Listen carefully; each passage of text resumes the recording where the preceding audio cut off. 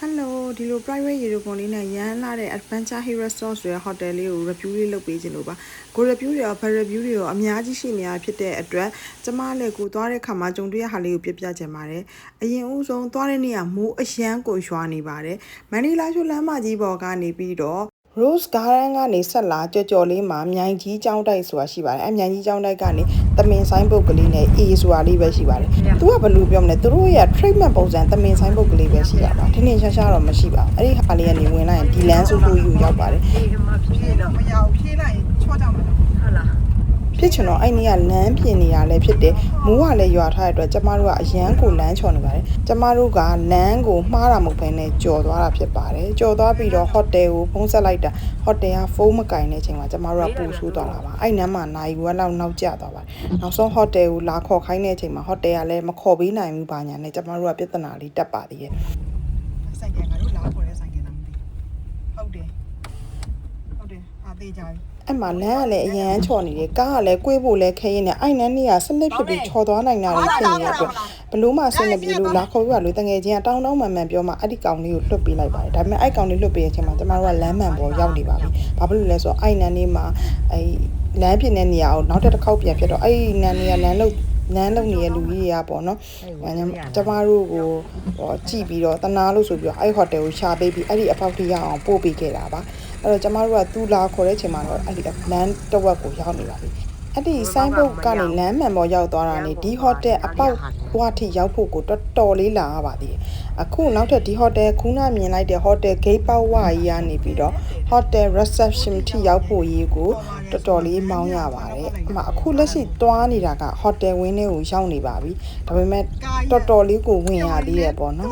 ဒီဟိုတယ်မှာပြဿနာဖုန်းမကင်တဲ့ပြဿနာတကယ်လို့ဒါဖုန်းကဆော့ဆော့စစ်စစ်ကင်ပြီးကျမတို့ကိုလမ်းမှန်လေးညွှန်ပြပေးရင်ဒီလောက်ထိရောဆိုးဆိုးဝါဖြစ်သွားမှာမဟုတ်ပါဘူးကျမတို့ကအဲ့နန်းလေးမှာလဲနေရနိုင်ဝက်လောက်ရှိတဲ့ပြင်မှောင်သွားမှာကိုကြောက်ပြီးတော့မိန်းကလေး2ယောက်ထဲလာတာဖြစ်လို့မှောင်သွားမှာကိုရမ်းကြောက်ပါတယ်ပြီးတော့ဟိုတော်တော်လို့ကျမတို့ကဘယ်လောက်ထိလွန်သွားလဲဆိုတော့ဟိုရွာဂိတ်ဆုံးထိရောက်သွားတဲ့အထိကိုလွန်သွားတာပါအဲ့နန်းမှာဆိုရင်မေးစရာလူတော်မရှိတော့ထိဆိုးသွားပါတယ်သူတို့ကအချိန်ကြီးဖုန်းကင်လိုက်ရင်တော့ကျမတို့နိုင်ဝက်လောက်ကြီးဖြီလန်းပြောင်းနေမှာတော့မဟုတ်ပါဘူးဟိုတယ်ကိုရောက်တော့ကျမတို့ကဘာဖြစ်လို့ဖုန်းမကင်တာလဲလို့ဝန်ထမ်းလေးတွေကိုမေးကြည့်တဲ့အခါမှာသူတို့ရဲ့အဲ့ဒီဖုန်းကသူတို့မန်နေဂျာတယောက်ပဲကင်ခွင့်ရှိတာလို့ပြောပါတယ်သူတို့ရဲ့ဖုန်းကလေစပြီးတော့booking တင်ကြရတော်တော်လေးခေါ်ရခတ်တဲ့ထဲမှာပါပါတယ်အဓိကဒီဟိုတယ်ရဲ့ပြဿနာကဟိုတယ်ကပြဿနာမဟုတ်ဘဲနဲ့ service ကနည်းနည်းပြဿနာဖြစ်နေတာပါ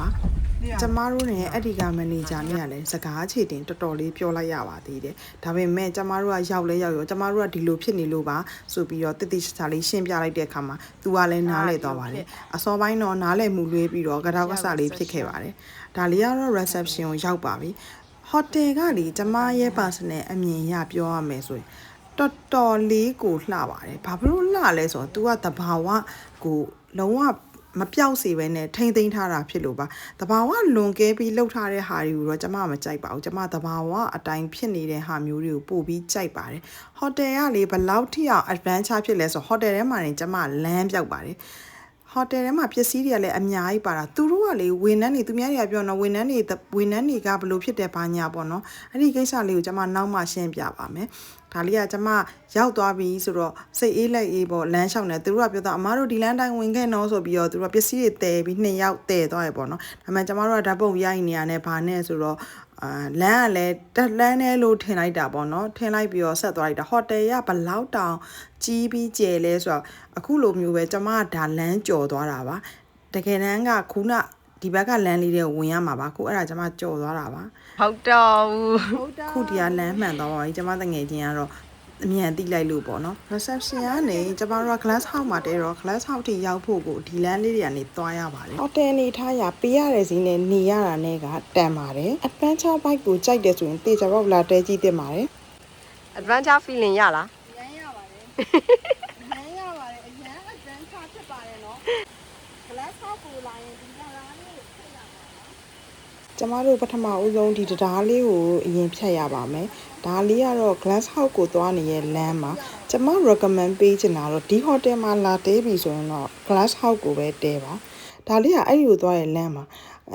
ညနေမှရောက်ခဲ့တဲ့အတွက်ဒါလေးကိုမြင်ခွင့်ရတာပါမဟုတ်ရင်အခန်းထဲမှာနေပြီးအပြင်ထွက်ဖြစ်မှာမဟုတ်ရင်တော့မတွေ့ရပါဘူးအကောင်လေးတွေတငယ်ချင်းကတော့ပလူလို့ပြောပါတယ်ကျမတော့ဘာကောင်မှမသိပါထူးဆန်းတာအဲ့ဒီအကောင်လေးတွေကမြေကြီးထဲမှာနေနေတာပါမြေကြီးထဲကနေအပြင်ကို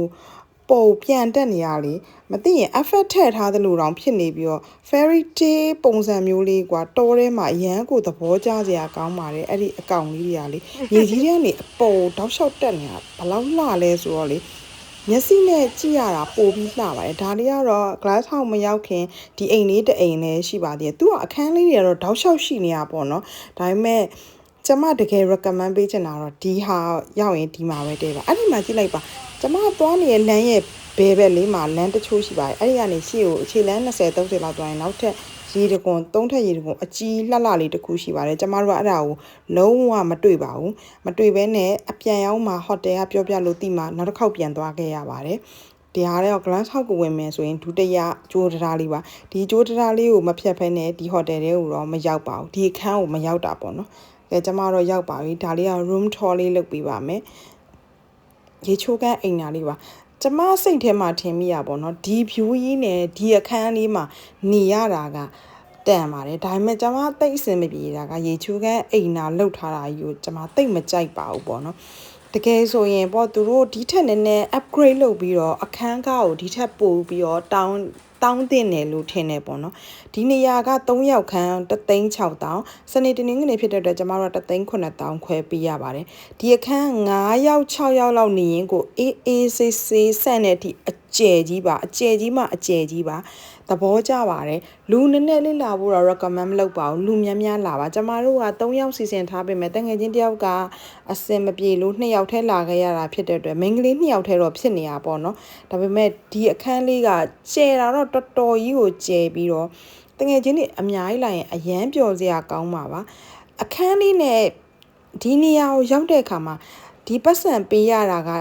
အရန်တန်ပါလားလို့ကျွန်မထင်မိသွားပါတယ်ဒီဟိုတယ်ကိုလာရင်အရင်ဦးဆုံးဘာတွေးထားမလဲဆိုတော့တဘာဝကိုကြိုက်တယ်တဘာဝကိုထိတွေးခြင်းတယ်ဆိုရဲစိတ်နဲ့ပဲလာပါဟိုတယ်က service တို့ဘာညာကိုလုံးဝမမျှော်လင့်ပါနဲ့သူတို့က service မကောင်းတာမဟုတ်ဘဲနဲ့ရိုးသားသားပုံစံနဲ့ hotel life လိုမျိုးရမနေပဲနဲ့သူတို့ကိုအကူအညီတောင်းရင်ရပါတယ်နည်းနည်းစောင့်ရပါလို့ဆိုတနေရာနဲ့တနေရာအဝေးဖြစ်တဲ့အတွက်စောင့်ရတာပါပြီးတော့လေတိုးစံတာတခုကသူတို့ hotel ထဲမှာတစ်ယောက်တည်းဘယ်တော့မှမသွားပါဘူးသူတို့2ယောက်တွဲ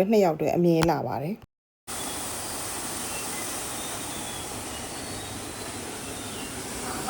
ကြားလိုက်ရတာမသိဘူးအဲ့ဒီမှာတချင်းဆိုတဲ့ငှက်ကလေးရှိပါတယ်ကျမထင်တာတော့ကျမတို့ငငယ်တုန်းကတင်ဘူးတဲ့တေးဆိုငှက်ဆိုတာလေးဒါမသိပါဘူးအရန်နားထောင်လို့ကောင်းပါတယ်ကျမအဲ့ဒီငှက်ကလေးတချင်းဆိုတဲ့အတန်လေးကိုနားထောင်ပြီးတော့အရန်ကိုစိတ်ထဲမှာကြည်နေတယ်ပေါ့နော်သူတို့စီမာက service အတွက်မမျောလင့်ပါနဲ့ကျမတို့ကပစ္စည်းစားစရာအကုန်ကိုယ့်ရဲ့အိုးတွေခွက်တရားစာယူသွားပါတယ်သူတို့စီမာပြီးတော့မီနီဘာမှပါပါဘူးအဲ့အတွက်ရေခဲတက်တာမပါတဲ့အတွက်ပါလာတဲ့ပစ္စည်းတွေတခါတည်းသုံးရပါတယ်ခောက်ဆွဲပြုတ်နေတော့ထမင်းမာတာခောက်ဆွဲတွေအားလုံးကုန်တော့မှထမင်းရောက်လာပါတယ်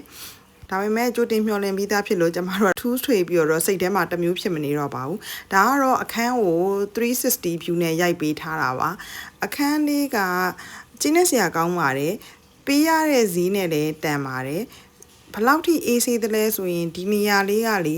ရန်ကိုအေးဆေးတာကိုကြိုက်တဲ့လူတွေအတွက်သဘောကျစရာကောင်းပါတယ်ကျမတို့ကတော့မုံတွေပါအစုံယူလာပါတယ်ဘာလို့ဆိုတော့ကျမတို့ကသူတို့မနှက်စာမကြွေးဘူးထင်လို့ကျမတို့မှာပစ္စည်းအကုန်အပြည့်အစုံနဲ့လာခဲ့ရတာဖြစ်ပါတယ်မနှက်စာမကြွေးဘူးထင်ပေမဲ့သူတို့ကမနှက်စာတော့ကြွေးပါတယ်ရွေးချယ်စရာပေးပါတယ်ဘူဖေးတော့မဟုတ်ပါဘူးသူတို့ထမင်းကြော်စားမလားအခောက်ဆွဲကြော်ကြာဆန်ကြော်ကော်ဖီနွားနိုးအဲ့လိုရွေးချယ်ခိုင်းပါတယ်အဲ့ဒါကိုည9နာရီခွဲ10နာရီလောက်မှတစ်ခေါက်လာမေးပါတယ်ကျမတို့ကတော့အဲ့မှာပစ္စည်းအစုံနဲ့ကိုသွားတာပါအများကြီးအကုန်ယူသွားပါတယ်ဒါလေးကတော့ reception မှာ breakfast သွားစားတာပါ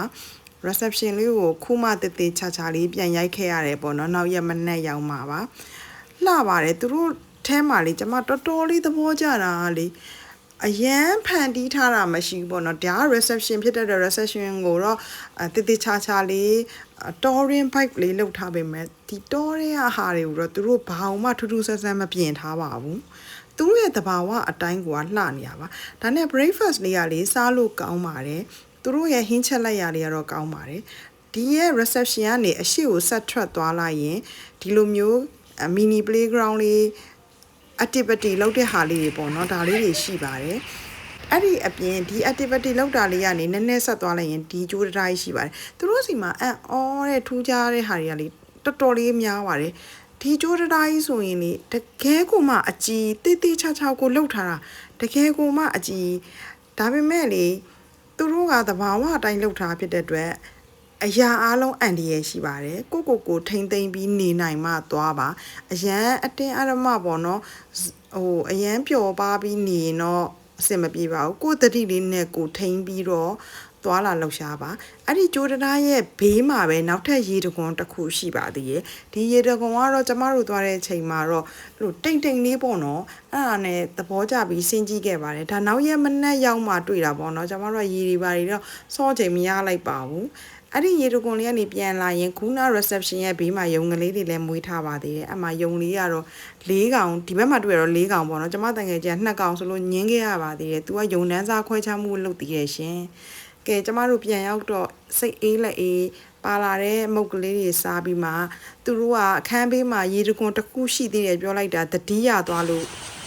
လာကြည့်တာပါအခန်းရဲ့ဘေးလေးမှာခုနကျမရိုက်ပြလိုက်ပါတယ်အခန်းရဲ့ဘေးကက်ရက်ကလေးမှာပဲရှိတာပါကျမတို့တကယ်ကိုသတိမထားမိတာသွားလဲသွားလိုက်ရောဒီလောက်အရန်လှတဲ့ရေတခွန်ကြီးတစ်ခုထပ်တွေ့ရပြန်တော့ဟိုတယ်ထဲမှာလေသူ့ရဲ့အလှကမကုံနိုင်ဘူးဓာတ်ပုံရိုက်စရာတွေရောကြည့်ရှုခံစားရမယ့်ဟာတွေရောတကယ်ကိုအများကြီးပါအဲ့ဒီမှာကျမတော့ကော်ဖီတဘူးနဲ့ရှောက်သွားနေပါတယ်ဒါလေးကအခန်း glass house ရဲ့ဘေးကက်ရက်မှာပဲရှိတာပါဒါပြန်တက်တဲ့လမ်းလေးပေါ့နော်ဒါခုကျမဒီဘက်ကိုသွားလိုက်ရင်ကျမတို့တဲတဲ့ glass house လေးရောက်ပါတယ်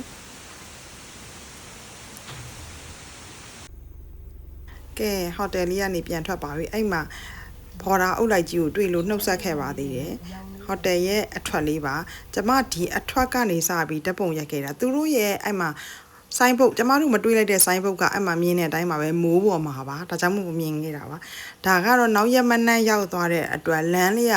နည်းနည်းတော့ခြောက်နေပါပြီဒါပေမဲ့လည်းလေမိုးရွာထားပြီးတော့ဒီလမ်းတွေကလည်းပြင်ပြီးတော့တူးဆွာထားရတဲ့အတွက်လမ်းကတော်တော်လေးကိုအဆင်မပြေတာပေါ့နော်လမ်းကဂုံးစင်းကြီးပါအခုကဂုံးစင်းပြင်မယ်ကျမတို့ကအလာတော့မိုးကလည်းရွာနေတယ်ဂုံးတက်ကြီးလည်းဖြစ်တဲ့အတွက်ကျမတို့အဲ့ဆိုင်းဘုတ်ကိုမမြင်လိုက်တာပါဒါလမ်းကိုကျမသေချာလေးရိုက်ပြထားတာပါဟိုတယ်ကဘယ်လိုလဲဆိုတော့ကျမအနောက်ဆုံးအနေနဲ့ပြောရမယ်ဆိုရင်လာတဲ့လမ်းမကောင်းပါဘူးဟိုတယ်ကိုသွားတဲ့လမ်းထိမကောင်းပါဘူးမြေ6လေ6အချိန်ဆိုရင်တော့အဆင်ပြေမလားမသိပေမဲ့ဒီမိုးရင်းကတော်တော်လေးကိုအဆင်မပြေခဲ့ပါဘူးပေါ့နော်ဟိုတယ်ထဲရောက်တဲ့အချိန်မှာတော့ကျေနပ်ပါတယ်စားဖစ်ကိုတော့လိုအပ်တယ်လို့ခံစားရပေမဲ့အရန်ကြီးတော့အပြစ်ပြောချင်တဲ့ထဲတော့မပါပါဘူး။ဘာဖြစ်လို့လဲဆိုသူတို့ဟိုတယ်ကကြီးတဲ့အပြင်သူတို့မှာခန့်ထားတဲ့ဝန်ထမ်းတွေကလေရိုး family type ပုံစံမျိုးခန့်ထားဖြစ်တဲ့အတွက်စိတ်ရှည်ပြီးစောင့်ရင်တော့ရပါတယ်။မလုပ်ပေးချင်တာမဟုတ်ဘဲနဲ့သူတို့ကအေးဆေးသွားလာလှုပ်ရှားနေကြတဲ့ပုံစံမျိုးလေးဖြစ်နေရပါတော့။ဒီမှာဒါတွေဆိုရင်ဒီနန်းလေးကမြေကြီးဆိုတော်တော်လေးစိုးပါတယ်။ဖွာထားတဲ့အတွက်ပေါ့နော်အဲ့လိုဘတ်ဖိုးတွေနဲ့ကုတ်နေတဲ့ကျမလမ်းကိုတေးသေးချာချာလေးရိုက်ပြထားပါတယ်ဒီလိုလမ်းဆိုးကြီးတွေကြုံပြီးမှဟိုတယ်ကိုရောက်မှာပါဒါပေမဲ့ဟိုတယ်ရောက်ရင်တော့တန်ပါတယ်ဟိုတယ်ထဲမှာနေရတာတန်ပါတယ်ဟိုတယ်တွေကို